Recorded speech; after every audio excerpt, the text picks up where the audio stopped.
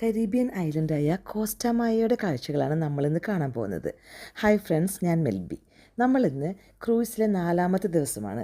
ഇന്ന് നമ്മൾ മെക്സിക്കോയിലെ കരീബിയൻ ഭാഗത്ത് സ്ഥിതി ചെയ്യുന്ന മനോഹരമായ ഒരു തീരപ്രദേശമായ കോസ്റ്റാമായയിലാണ് നമ്മുടെ ക്രൂസ് വന്ന് നിൽക്കുന്നത്. പതിവ് പോലെ ക്രൂസിൽ സെക്യൂരിറ്റി ചെക്കിംഗ് എല്ലാം കഴിഞ്ഞ് ഞങ്ങൾ പുറത്തിറങ്ങി.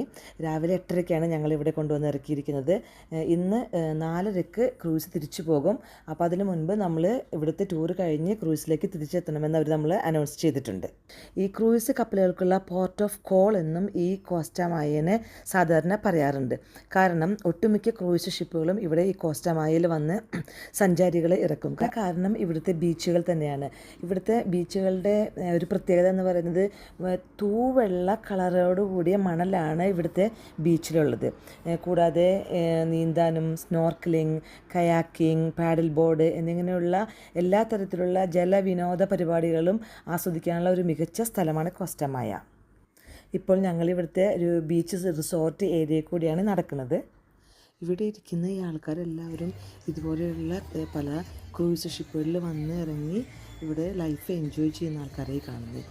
അവർ ഹോട്ട് ഡ്രിങ്ക്സും ബിയറും ഫുഡും എല്ലാം ഓർഡർ ചെയ്ത് ലൈഫ് ഇങ്ങനെ ശരിക്കും എൻജോയ് ചെയ്യുന്നു. അത് തന്നെ ഇപ്പോൾ യങ് കപ്പിൾസെന്നോ അല്ലെങ്കിൽ വൃദ്ധരായ ആൾക്കാരെന്നോ ഒന്നും ഒരു വ്യത്യാസമില്ല. ശരിക്കും നമ്മളത് കണ്ട് അത്ഭുതം തോന്നുന്ന കാര്യമാണ്.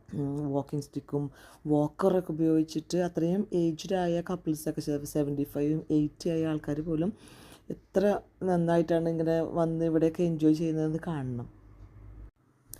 ഈ കോസ്റ്റാമായ എന്ന് പറഞ്ഞിട്ടുണ്ടെങ്കിൽ ഒരു വികസിത രാജ്യമൊന്നുമല്ല കേട്ടോ. ഇവിടുത്തെ ശരിക്കും പറഞ്ഞാൽ വരുമാന മാർഗം എന്ന് പറയുന്നത് ടൂറിസം തന്നെയാണ്. ഞങ്ങൾ ഇതിലൂടെ നടക്കുമ്പോൾ ഒരു മസാജ് ചെയ്യുന്ന സ്ഥലം കണ്ടു കേട്ടോ. അപ്പോൾ നമുക്ക് ഓപ്പണാണ്, നമുക്കത് കാണാൻ പറ്റും. ഞാനിപ്പോൾ കാണിച്ചു തരാം. ഇവിടെ നോക്കിയോ, നെറ്റ് നമ്മൾ ബീച്ചിലൊക്കെ നെറ്റ് കെട്ടിയിട്ട് ഇങ്ങനെ കിടക്കൂലേ, അതുപോലത്തെ നെറ്റ് അതിനകത്ത് മസാജ് ചെയ്യേണ്ട ആൾ കിടക്കും. എന്നിട്ട് ചെയ്യുന്ന ആൾ താഴെ കിടന്നിട്ട് അടിയിൽ നിന്ന് ഇങ്ങനെ ഇടിച്ചുകൊണ്ടൊക്കെ മസാജ് ചെയ്യുന്നത് കണ്ടോ. അങ്ങനെ ഒരു മസാജിങ് സ്ഥലം ഇവിടെ. നമ്മളിതിലൂടെ നടക്കുമ്പോൾ കുറച്ച് പെലിക്കൻസിനെ കണ്ടു കേട്ടോ. നല്ല രസമുണ്ട് കാണാനായിട്ട്. എല്ലാവരും ഇതിൻ്റെ അടുത്ത് വന്നിട്ട് വീഡിയോസും ഫോട്ടോസും ഒക്കെ എടുക്കുന്നുണ്ട്.